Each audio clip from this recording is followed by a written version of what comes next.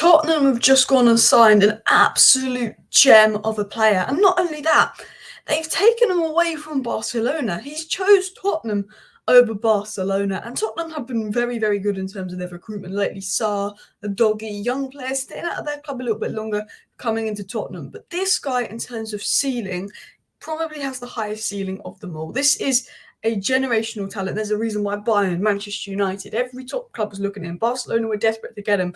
And you know the kind of young players that Barcelona want, technical players. This guy's incredible. And I am very, very jealous because when Man United were linked to him, I did a little bit of research and I thought, yes, let's get this guy. I think he's better than those South American talents that are getting hyped up. I said, I watched this guy. I watched how the ball stuck to his feet, how he collided with the ball.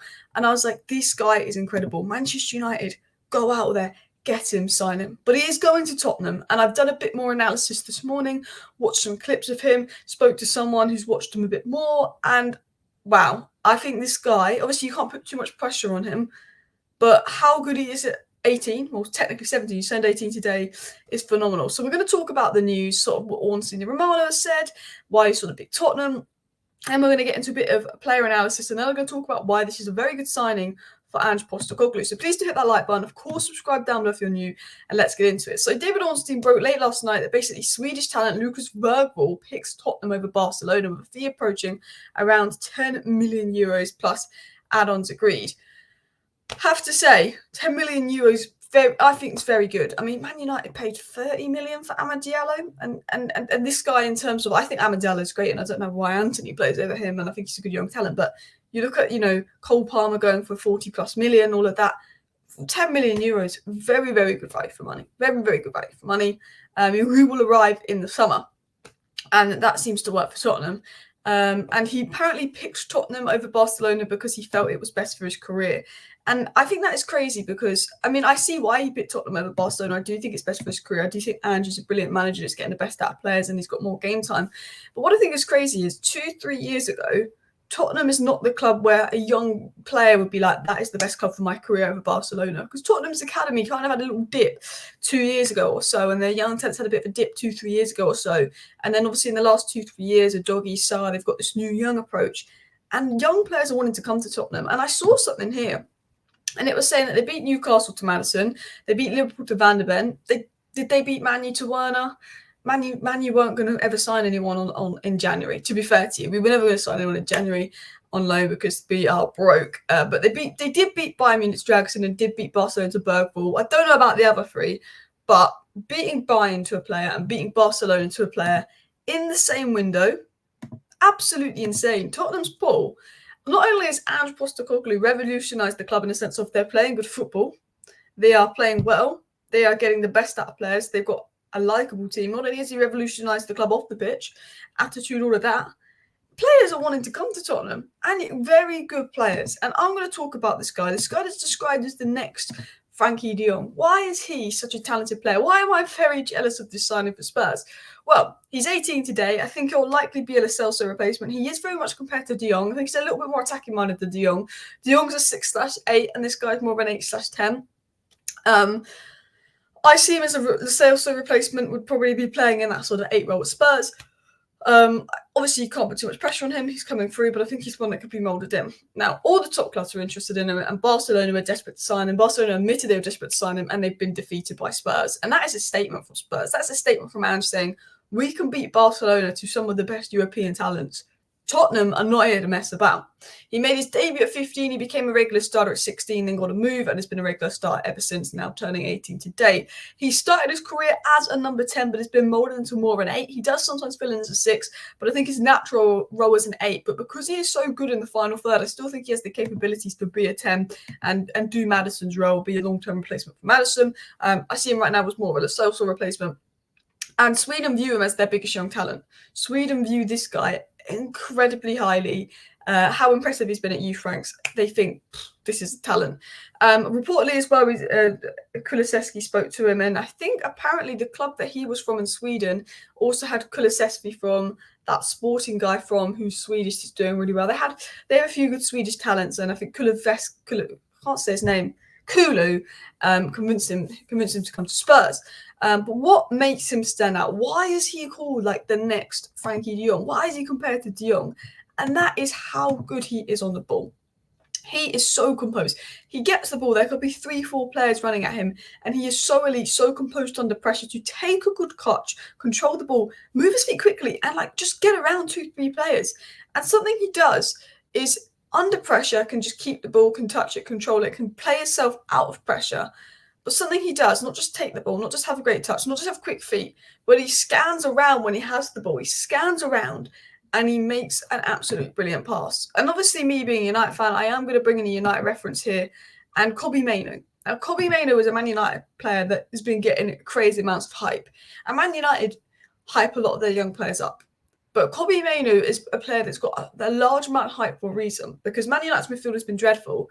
And Kobbie Mainoo could just, when you watched him play, could just get the ball under pressure, keep the ball, was so composed.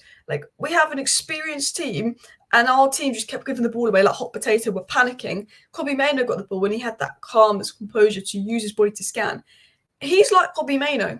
He's sort of got that De Jong Kobbie Mainoo-esque in him, where he is so confident and composed on the ball. He's very good under pressure. He's very good at moving his feet quickly, playing out of difficult areas, and then using his sort of body to sort of shoulder off players and then scanning and making the right pass. There's a reason why Kobbie Mainoo was insanely hyped by Man United fans, probably more than Garnacho was. Kobbie Mainoo's got crazy more hype compared to Garnacho, even compared to Rashford at the time, because of how he looks on the ball. And he is very similar to Mainoo in that sense. I would say that in terms of their age, and why I think I view him highly is I think that he looks like a sort of Mainoo-esque player for his age, where he's so confident, he's so composed for such a young age. But what he does better than Mainoo is he's better in the final third, and he's better in terms of his ball carrying, his dribbling past players, and he has also been compared to Rakitic. Now, I'm going to say this now. There is a clip that says Bergvall last 18 dribbles, and it is on X, Twitter. Watch it, and you'll know what I'm talking about. This guy is not only insane under pressure, but he gets the ball, he turns, he can get around 3 players, he can dribble around players. He's insanely quick and confident on the ball. You wouldn't think for a player 6'2", he can have the ball stick to his feet like that. He can just glide with the ball at his feet. He's quick, he's confident, but what makes him stand out and what makes me think he's more of a Maddison, Lo Celso type player is his brilliant passing. He can do long passes, diagonal switches of play, almost like, sometimes De Bruyne had done. But something he's very good at is through balls, playing players into space in the final third. You got Son, you got Werner. I don't know if Werner will be there next season. Even Brennan Johnson, who's quite quick, running into the final third with this guy picking them out, potentially brilliant. He's 18. I'm not saying he's going to start for Spurs next season. I don't think he will. I don't think he'll start. I think he'll be moulded in gently. But I think in terms of where his long-term potential is and the kind of player he is, I look at him and I say, this is why Ange wants him. The reason Ange wants him is because this is a guy that's going to play in quick players in the final third absolutely brilliantly. He's incredible at breaking lines, making those transitional passes. The weight on the ball for his through balls is like De Bruyne-esque in that sense. He's defensively strong as well, fast feet, physically strong, defensively can do well. But it is his passing, his ability in the final third to play players in behind, his ability to carry the ball, dribble the ball, keep the ball so well, be so technically good, why Ange will want him. Ange will want him, his ability to play fast, his ability to be direct, his ability to do transition passes, which I think is why Ange is probably going, wow. And do an analysis of him. His greatest strength is dribbling. He's ball carrying, dribbling, keeping the ball at his feet. And at 6'2", he uses his body well. I said, just from watching him, his close control, ability to feint from pressure is very aesthetically pleasing to watch. He's someone like Frankie de Jong. He's someone like Kobbie Mainoo, who, when I watch them, I'm like, you're nice to watch. Like, I watch Man United. I look at Anthony and I think, you are not nice to watch. When I watch Anthony, I think, what am I watching? When I watch Kobbie Mainoo, I think, this is like that. When you watch De Jong, when you watch a player, you're like, this guy is good to watch. I mean, sometimes there's players like Salah, who I don't think are the best players to watch, but they're good players. And then there was players like Hazard, who was better to watch than Salah, but didn't get the numbers Salah got. And this guy is just got that aesthetically pleasing aspect. He's good to watch. But he's absolutely brilliant in the final third, just from his statistics, just from watching clips of him, just from speaking to someone that watches him play. They said his defence splitting passes and his decision-making and his eye for a ball at his age is beyond his years. His decision-making, his ability to split defence, his eye for a ball beyond his age is insane, is what they said. They said what he does is he can do those defence split passes. He can move out into the left half space, create space for opponents, and then play it forward for the runner. He's very good in that left half space. He likes to play in that left half space, but he's very good at exploiting space. What does Ange want his players to do? Overload, exploit space. That's something that he can do. But another reason I think Ange would like him is apparently, from what I've heard, and this is someone that's watched him play a lot more than me, they said very good at pressing, very determined to get back and tackle. What does Ange want? Someone that's who can press, someone that can cover a lot of ground, someone that's determined to get back and tackle in the midfield. But it said that he's very defensively solid because he's very good at reading the game. He gets a lot of interceptions on there. And even if he doesn't read the game particularly well or has a slip, because he's got good recovery speed, his recovery tackles are very, very good. Now, he's best known for his dribbling, followed by his transitional balls in the final third, the ability to play players in, but also known from the way that he can switch to left to right, switching the sides, utilising the left half space is what he's known for. Obviously, this guy has been looked at for a while, and I wouldn't be a Man United fan if I didn't include this next slide in. He had a trial at Man United. United will watch him for a little bit, and apparently he is a big Manchester United fan. So this just makes me like the player more, which is making me more annoyed that he's gone to Spurs. Long term, I think he's an 8 and a bit more attacking minded than De Jong. I don't think he could do that Basuma role. Potentially, you never know when they're so young they can be moulded. But as I said, I know I keep comparing him to Kobbie Mainoo, but I'm trying to think age-wise and who I've watched that I'd say most similar to him, and I would say Kobbie Mainoo. Kobbie Mainoo is an 8, but he's playing as a 6 for United, so he definitely could have the capability to play as a 6, but I think he's definitely an 8 because he's so good in the final third. I think he'd be wasted further back. He's good in all phases of the pitch, though, which is what you want, and he's very, very press resistant, which is what you want in the modern game because teams press a lot more. And he was scouted for United. He was looked at by many big teams. And just to explain why he's so highly rated, he looks good on the ball. He can just glide with the ball at ease. He's got that low centre of gravity, good fast footwork, so he's very good in tight spaces, can dictate the tempo against only 17, which is pretty crazy, 18 now. Elite IQ and reading of the game, and his pass selection is pinpoint. Just he knows when to make the right passes. He knows when to make the right passes, the weight of pass is good, always wants the ball, doesn't hide away from the ball. They've got Scott McTominay, frustrates me, scores goals. You think, people say, Alice, Scott McTominay is amazing, he's a great midfielder, scores goals. No, he always hides from the ball. He never wants the ball.